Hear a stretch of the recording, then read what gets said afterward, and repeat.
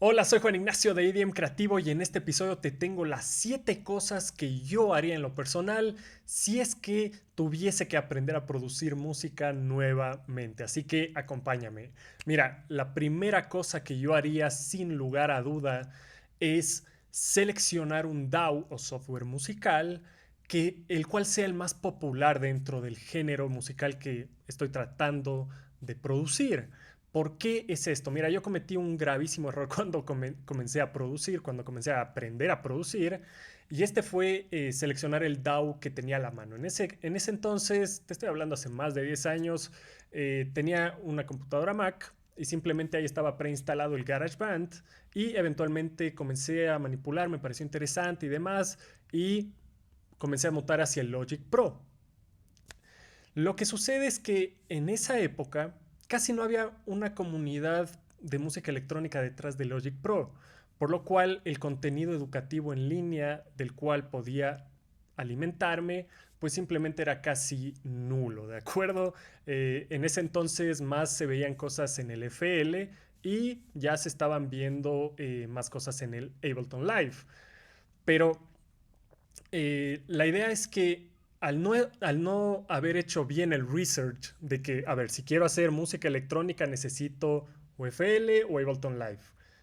Porque el Logic Pro estaba muy enfocado hacia el pop, hacia el rock, hacia géneros más tradicionales. No es que tiene algo de malo el Logic Pro, porque también habían DJs, digamos, superestrellas que utilizaban Logic Pro. Es más, eh, creo que después de ver bastantes entrevistas de quién era, del David Guetta, yo me animé por continuar con el Logic Pro porque él utilizaba en ese entonces. No estoy seguro si lo sigue utilizando, pero al menos en ese entonces lo utilizaba. Y pues nada, me topé con que casi no habían recursos educativos en línea, así que por eso te digo, para que no cometas el error que yo cometí, si buscas mi recomendación personal, si es que estás en todo el mundo de la música electrónica, todo lo que tenga que ver house, techno, todas sus subramas y demás, pues realmente Ableton Live la está rompiendo y está creciendo cada vez más la comunidad de productores, de ingenieros de sonido y de todos los productores de hardware que están haciendo cosas alrededor de todo el ecosistema. Así que hoy por hoy te recomendaría que selecciones Ableton Live simplemente con los ojos cerrados. Vamos con la segunda cosa que yo haría si tuviese que aprender a producir de nuevo. Esto básicamente es aprender a producir un solo subgénero a la vez. ¿Qué quiero decir con esto? Mira, cuando yo empecé cometí otro gravísimo error y fue dispersar mi atención. Mi atención en distintos subgéneros. Mira, yo quería producir electro house, me encantaba cosas como Calvin Harris y el punto es que me metí por eso al 100%, pero me comenzó a llamar la atención Tropical House, me comenzó a llamar la atención un poco el dubstep, me comenzó a llamar la atención un poco el techno. Después, no sé de dónde salió, pero me comenzó a agradar el disco de los años 70, después un poco del pop, y comencé a hacer completamente una mezcolanza de distintos subgéneros. Y la verdad es que nunca en mis primeros años terminaba de sonar bien en ninguno de estos, debido a que no me enfoqué en uno solo y digamos que sonaba más o menos en todos.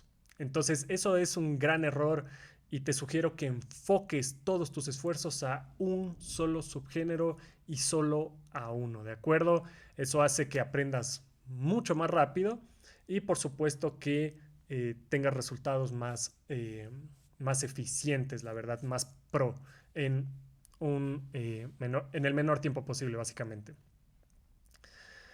Y esto acompaña un poco a la tercera cosa que haría si tuviese que aprender a producir de nuevo, y es el hecho de que una vez que ya seleccionamos el subgénero el cual vamos a destinar toda nuestra atención, es el hecho de comprarte un drum kit, es decir, un pack de samples que simplemente tengan la batería, es decir, el kick, el snare, hi-hats, platillos en términos generales, que sean más acordes al género que quieres producir, ¿de acuerdo?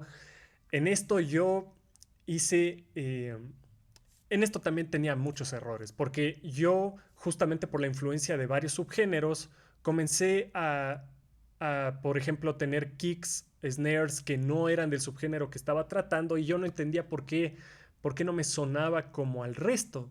Y era porque no tenía los samples adecuados para sonar como ese subgénero determinado, ¿de acuerdo? Entonces, o sonaba muy débil o sonaba muy agresivo para el género y simplemente no encajaba con el resto de producciones y ese sí es un problema, ¿de acuerdo? Entonces yo me comencé a preocupar más en cómo puedo diseñar mejores samples, cómo puedo hacer yo mismo. Y la verdad es que ese aprendizaje es obviamente muy posible, lo logré y todo, pero es con los años, ¿de acuerdo? Aquí el asunto es que yo hubiera querido simplemente hacerlo rápido. Entonces, para no preocuparme tanto en el sonido de los elementos de la batería, sino enfocarme solo a la composición y al diseño sonoro que está encima, es decir, de los sintetizadores, pads, atmósferas, efectos, todo el tema vocal, enfocarme a eso, no enfocarme a tratar de diseñar la mejor batería, especialmente porque ya hay personas dedicadas a eso, ¿de acuerdo? Entonces, sí me hubiera ahorrado tal vez un par de años solo el hecho de enfocarme a ese subgénero y utilizar un buen pack de batería, de drum kit, que respalde todo lo que sea que haya estado haciendo.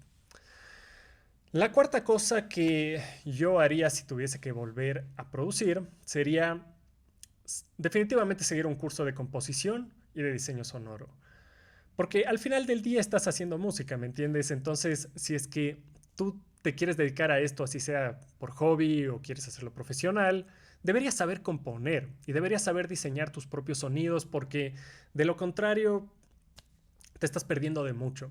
Especialmente si tal vez solo estás respaldándote en loops o samples, porque lo que pasa es que cuando quieres ir más allá, un paso más allá, modificarlos o simplemente añadir otras cosas a esos samples, no sabes por dónde empezar porque careces de tal vez bases fundamentales de teoría musical, careces de simplemente conceptos, sí, conceptos rítmicos, melódicos, armónicos, careces de todo el tema de síntesis sonora y realmente si no entiendes las bases de todo esto, pues no sabes cómo conectar los puntos y cómo enfrentarte a diversos escenarios que podrías encontrarte pues a lo largo del camino de la producción. Así que eso es algo que te recomendaría de sobremanera y es algo que yo haría en lo personal si me tocase volver a hacer todo.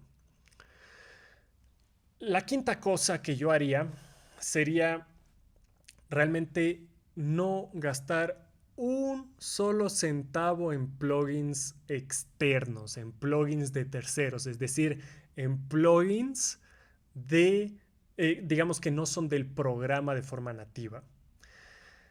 Yo hice la cuenta el otro día y cuando regresé a ver, he gastado hasta el día de hoy cerca de $7,000 solo en plugins. Cuando ya hice la cuenta dije, no puedo creer que ha sido tanto dinero. Y la verdad es que te diría que el 80% de esos plugins ni siquiera utilizo hoy por hoy. Realmente, y estoy siendo generoso, tal vez el 90-95% no utilizo hoy por hoy. La mayoría de cosas que utilizo en Ableton Live pues son nativas y muy pocas cosas son con plugins externos como tal.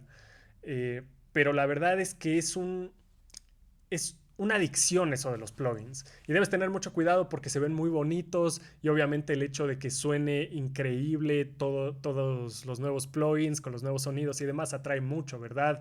Y digamos que te venden, obviamente, dentro de su marketing, la solución para tener un buen sonido y que obviamente está respaldado en la verdad. Pero es la verdad a medias porque no es necesario, porque tienes herramientas nativas en los DAWs que son capaces de diseñar pues excelentes sonidos y no necesariamente debes recurrir a un plugin tercero. Con esto te estoy diciendo que no sirven para nada los plugins terceros. No. De hecho son de mucha ayuda y dependiendo de lo que sea que estés haciendo, realmente te pueden ayudar y bastante. Pero para aprender a producir, simplemente es un cero a la izquierda y no puedo enfatizar más eso. Solo necesitas los plugins que están dentro de tu DAW. Es lo único que necesitas cuando comienzas. Punto número 6. La sexta cosa que yo haría si comenzara a aprender a producir nuevamente sería el hecho de tener un cronograma de producción, un cronograma de aprendizaje como tal, porque yo destinaba todo mi tiempo a explorar en el sentido de ver qué sonidos salen, ver qué pasa cuando hago cierto tipo de composición y pues me enfocaba demasiado tiempo a eso y lo que provocaba es que no completaba canciones rápidamente, eh, no aprendí a hacer mis propias cosas, tal vez, bueno, no aprendí a hacer mis propias cosas en términos de diseño sonoro porque también lo que me pasaba antes era que como carecía de ese conocimiento de diseño sonoro, yo me basaba en los presets y máximo podía modificar un poco por intuición, pero simplemente ese era un gran problema. Entonces, si tú me dijeras a qué le debes dedicar la mayor cantidad del tiempo en términos de cronograma, pues deberías plantearte sesiones de composición en el sentido de que trates de hacer tus cosas y demás, y otra sesión en la que realmente te enfoques a recrear técnica. Técnica, es decir, que aprendas cómo hacer baterías de cierto tipo, que explores rítmicas y todo, pero en sesiones aparte, es decir, que no hagas canciones como tal, sino que simplemente hagas sesiones en las cuales aprendes a usar los sintetizadores, aprendes a usar los samplers y pues todo lo que involucra la parte técnica del programa, dedicarte a eso. Eso es mucho más eficiente porque al momento en que vayas a tu sesión de composición, es decir, de tu propia música, pues simplemente vas a tener todos esos recursos que te respalden y es lo que recomiendo a todos mis alumnos hoy por hoy. Eh, en términos de tiempo, para cerrar esto del cronograma, la verdad es que tienes que ver cuándo tu mente está más activa. Por ejemplo, en mi caso en particular, y esto varía de persona a persona, por eso te digo que tienes que, digamos, saber tú con tu... Tienes que conocerte, tienes que saber cómo funciona tu cuerpo, ¿de acuerdo? Por ejemplo, eh, yo soy mucho más activo mentalmente en el sentido lógico en la mañana. Conforme avanza el día, mi lado lógico se comienza a frenar un poco y comienza a surgir mi lado creativo. Así funciono yo, ¿de acuerdo?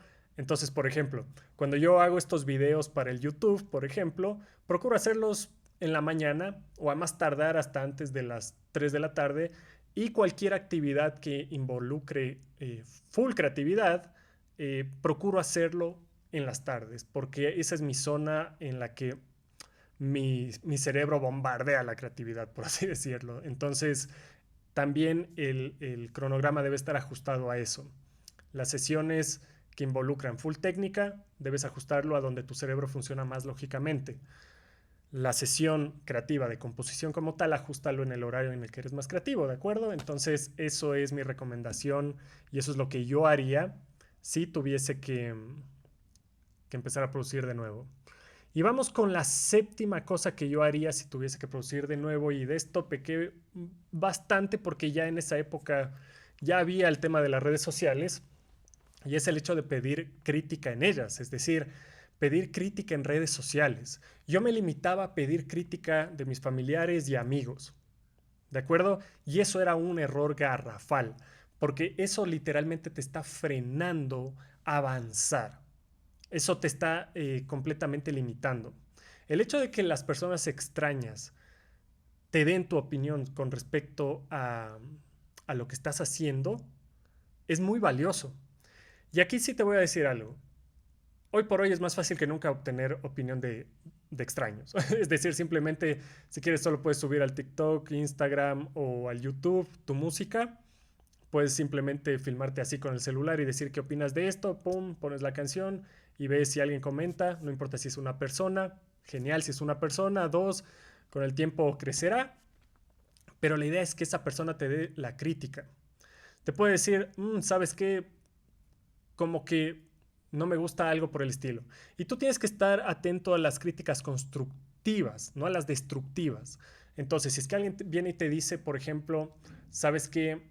A mí me gusta esto, pero carece de punch, por ejemplo.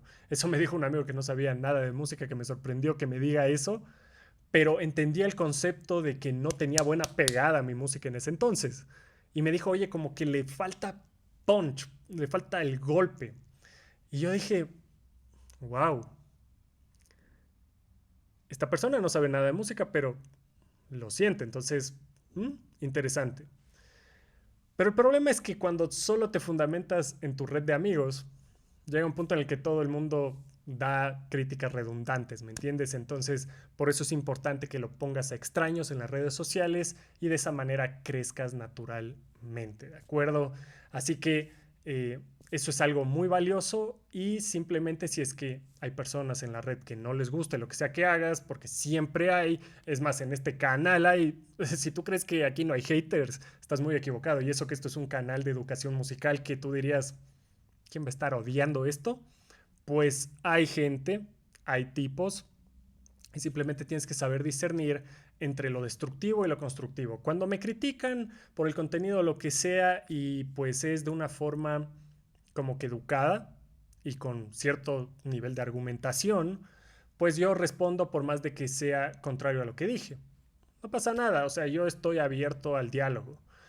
Pero cuando solo es ir a destruir, es decir, comentarios ofensivos, sin argumentos, por poco que no tienen nada que ver con el video, y que tú sientes que solo viene con muy mala vibra, automáticamente yo no pierdo mi tiempo, solo están bloqueados del canal y se acabó. Y lo mismo tienes que hacer tú cuando te topes con este tema en redes sociales, porque simplemente va a pasar. Es decir, va a pasar gente que inclusive te puede decir cosas bastante bonitas, pero sin argumentos y realmente no te sirve más que para elevarte el ego, ¿me entiendes? Entonces, las redes solo quiero que utilices para tener feedback constructivo, ¿de acuerdo? Eso es algo que haría si me tocase empezar a producir de nuevo para dar pasos más agigantados. Y nada, como siempre, si es que estás interesado en aprender a producir EDM con tu propio sonido, recuerda que siempre está nuestro curso insignia denominado EDM System en la sección de comentarios, al igual que en la descripción de este y de todos los videos del canal. Sin más que decirte por el momento, yo me despido y te espero en una nueva entrega de EDM Creativo. Cuídate mucho, pasa bien.